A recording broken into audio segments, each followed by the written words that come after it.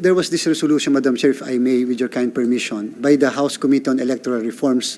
It was approved by that committee, directing the Commission to study the possibility of automating the election of the BSK in 2025. And so we were saying that as the budget as proposed right now does not contain yet a preparatory barangay and SK automated barangay and SK elections.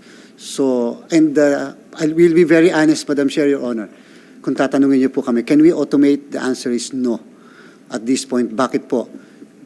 There is only a 5 months difference between the election of May and December elections.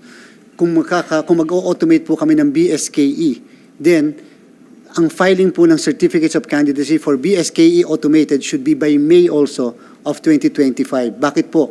Because we have to prepare the ballot phases of 42,021 barangays in the entire country.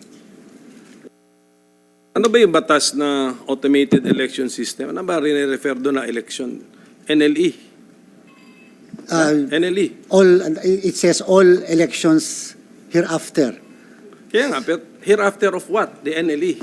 Well, Yun ang basa ko doon. I mean, so, why are we even exerting effort na i-automate mo si, ano bang tawag mo dyan? BSKE?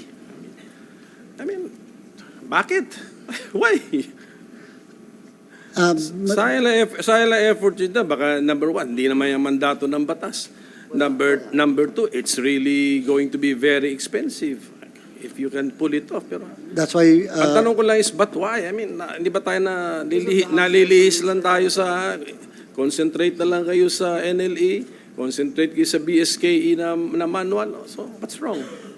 Yes, Madam Chair, Your Honor, that's the reason why we just merely noted the resolution of the House Committee. House. Meron pa. Kaya tatanungin ko nga sana kung sino interesado to do it. Meron palang communication side.